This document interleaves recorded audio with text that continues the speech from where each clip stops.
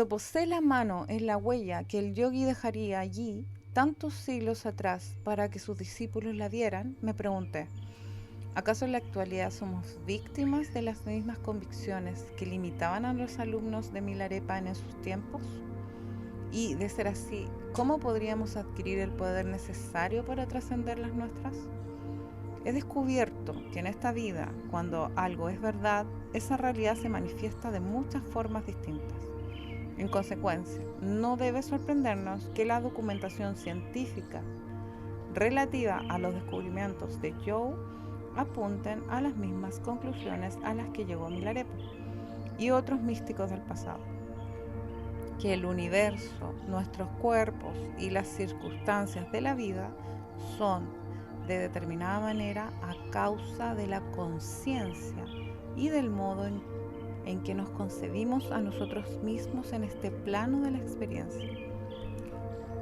He compartido la historia de Milarepa para demostrar este principio aparentemente universal. El secreto que nos reveló el yogi a través de sus enseñanzas es el siguiente.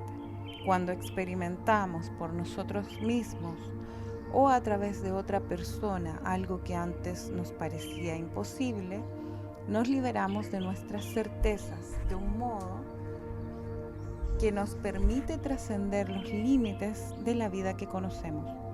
Y por eso, exactamente, el libro que tienes en las manos podría cambiar tu existencia.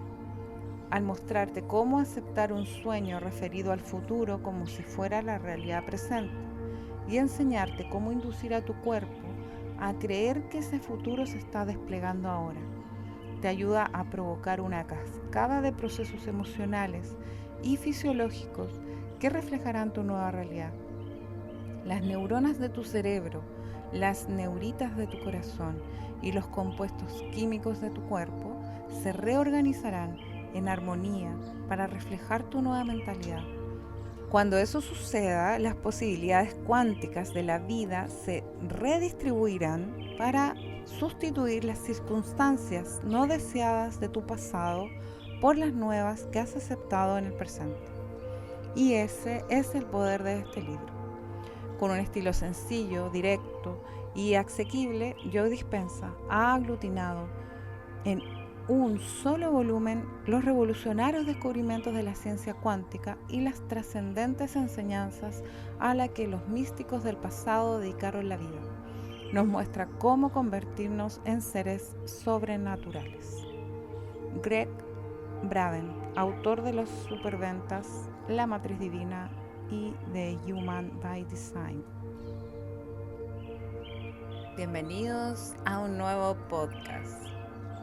En esta ocasión, Joe Dispenza con el libro Sobrenatural.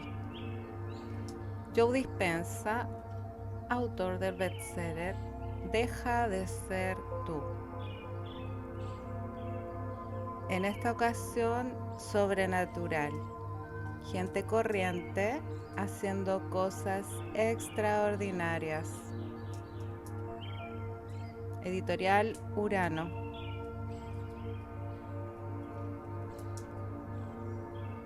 Prólogo. En la historia de la humanidad afloran de vez en cuando relatos de personas comunes cuyas experiencias las catapultaron más allá de los límites de lo que se creía posible. Desde la longevidad de Li Qing-Yuan, el maestro de artes marciales, cuya vida comenzó en 1977 e incluyó 14 esposas y más de 200 hijos antes de que le llegara la muerte en 1933, 256 años más tarde, hasta la curación espontánea de infinidad de enfermedades documentadas por el Instituto de Ciencias Noéticas IONS, del inglés Institute of Noetic Science, en 3.500 referencias de más de 800 publicaciones en 20 lenguas. Las pruebas indican con absoluta certeza que no somos lo que se nos hizo creer en el pasado, sino mucho más de lo que jamás nos hemos atrevido a imaginar. Según va calando entre la población la idea de que el ser humano posee un potencial desconocido, la pregunta ha dejado de ser ¿hasta dónde podemos llegar para convertirse en cómo lo hacemos? ¿Cómo podemos acceder a esos extraordinarios poderes en la vida diaria? La respuesta a esos interrogantes constituye la base de este libro, Sobrenatural, gente corriente haciendo cosas extraordinarias. Joe Dispenza es doctor, científico y un místico de hoy en día. También consigue sintetizar grandes dosis de información desde un enfoque que desborda los límites de una sola disciplina, partiendo de ámbitos científicos tan sólidos como la epigenética, la biología molecular, la neurocardiología y la física cuántica. Joe borra las fronteras que tradicionalmente han separado el pensamiento científico de la experiencia humana y al hacerlo abre la puerta a un paradigma nuevo, un rompedor de empoderamiento autorrealizado, una manera de pensar y de vivir basada no solo que aceptamos como verdad científica, sino también en aquello que creemos posible. Esta inédita frontera en relación con nuestro potencial redefine lo que implica ser una persona en plena posesión de sus facultades y capacidades, y el paradigma alberga promesas para todos, ya sea amas de casa, estudiantes o trabajadores especializados, como científicos, ingenieros y profesionales de la salud. Si el enfoque de Joe atrae a tanta gente es porque recoge un modelo de eficacia demostrada que los maestros han empleado con sus discípulos durante siglos. La base de este modelo es muy simple. Una vez que hemos experimentado en carne propia nuestro máximo potencial, nos resulta mucho más sencillo incorporarlo a la vida diaria. El libro que tienes en tus manos, Sobrenatural, es un manual único en su género que se propone precisamente eso: acompañarnos en un viaje paso a paso hacia la máxima expresión de nuestro potencial en aspectos que van desde el cuerpo y la salud hasta las relaciones y el propósito vital. Por si fuera poco, nos permite llevar a cabo ese viaje a nuestro propio ritmo. En las paredes de una cueva de la meseta del Tíbet, pude comprobar por mí mismo cómo los grandes yogis de la antigüedad reunían a ese mismo método para liderar a sus discípulos de sus miras limitadas. El legado de aquellas enseñanzas sigue vivo, preservado en la misma roca que hace 8 siglos sirvió a un maestro como hogar y como aula. En la primavera de 1998 acompañé a un grupo de peregrinos a las tierras altas del Tíbet occidental. Nuestro recorrido nos llevó directamente a la remota cueva en la que en sus tiempos vivió el poeta, místico y yogi del siglo IX, Jetsun Milarepa, conocido en la actualidad sencillamente como Milarepa.